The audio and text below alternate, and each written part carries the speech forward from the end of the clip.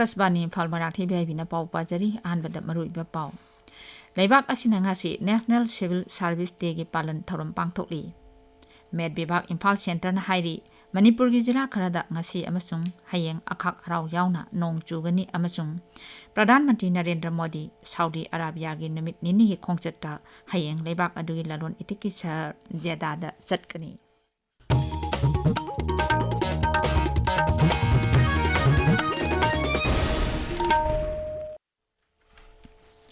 Leibak asina ngasi National Civil Service Day gi palan thoram pangthokli. Palan thoram asi Bharat Sarkar na sinduna New Delhi gi Vigyan Bhavan da jati gi thakta pangthokre. Namit asina lakpada Rashtrapati Draupadi Murmu na civil servant sing da yaipa paujal pirakli. Social media da thagatpa post amada Rashtrapati na hai civil servant sing na leibak asigi nagari sing gi sakhat thorang yauna miyam gi thabak thoram sing amasung policy sing thabak da onthokpada achoba thodang lori. Masigi loinana jati asigidamak sarkar asina thamliba pandamsing mapung phatna janahanba amasung thabakta onthokpadasu achoba thodang lori.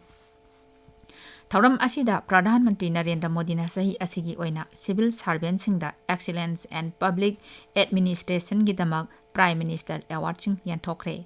Amoromda Civil Service Day namit asina lakpada Raija sigi hanagi Mukhyamantri Nongthombam Biren asu Raija sigi civil servant singna Raija sigi damak sokthabe leitana hiram kya da lawriba thodang sing adubu thagatpa phongdok laduna paujel pirakli. Mahaki paujel da Sri Biren hai Raija asidasu civil servant singna sokthabe leitana makha tana seba tawbiyu hairi. Kakching Jila da Laiba Library and Information Center Kakching gi Kuntra Mathoirak Suba Foundation Day gi Thoram Center asina sinduna Kakching Phausopat Lekai da Laiba Library asigi sanglen da pangthokre. Center asigi thomi singna saruk yaduna pangthokhiba thoram aduda Raija asida tappa amasung chawkhatpa nungai yaifaba puraknaba thawni thoram pangthokhi. Amadi Jila asigi I pau gi lamda thabak tawriba paumi singda udol pot piduna ikai khumnaba utki. Imphal East Jila gi sawamung Kabui Khunjau da leba Indigenous Pillar Complex da Federation of Haumina Sinduna Uzara Sing Thabagi Thoram ama pangthokre. Thoram aduda Raija asida leiriba tongan ba yellow purup singi lusing basing amasung civil society singi lusing basing su saruk yaki. Med Bibak Imphal Center hairi Manipur gi jila kharada ngasi amasung hayeng akhak arau yauna pungda kilometer kunthra dagi nipo phawba yangba nungsit ka loinana nong churaba yai. Jila sing adu Tamenglong, Senapati, Kangpopi, Imphal West, Imphal East, Ukhrul, Kamjong, Jiribam, Nonne, Tengnopal, Sandel, Churchampur amasung Pherzol ni.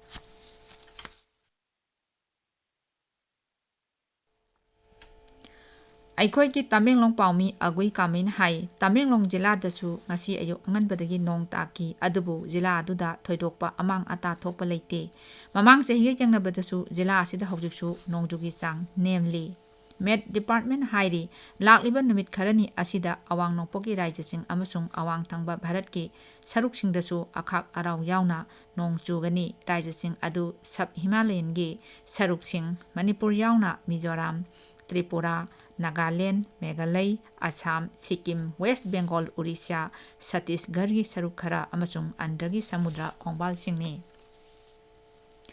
Jammu Kashmir gi Ramban jila da nong kanna chuba amasung singning khaiba asina maram oiduna Jammu Srinagar National Highway amasung Kashmir Tampaka leibak ki atai mafam singa lambi phaunadre.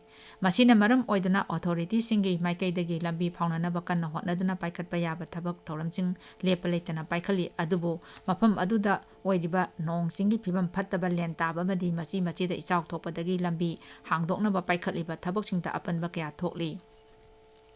Pradhan Mantri Narendra Modi Saudi Arabia gi namit nini gi khongchatta hayeng leibak adugi lalon itiki sahar Jeddah da chatkani. Aroibada maroiba pau amo leibak asina ngasi National Civil Service Day gi palan thoram pangthokli. Med Bibak Imphal Center na hairi Manipur gi jila kharada ngasi amasung hayeng akhak arau yauna nong chugani amasung Pradhan Mantri Narendra Modi Saudi Arabia gi namit nini gi khongchatta hayeng leibak adugi lalon itiki sahar Jeddah da chatkani pau loijare.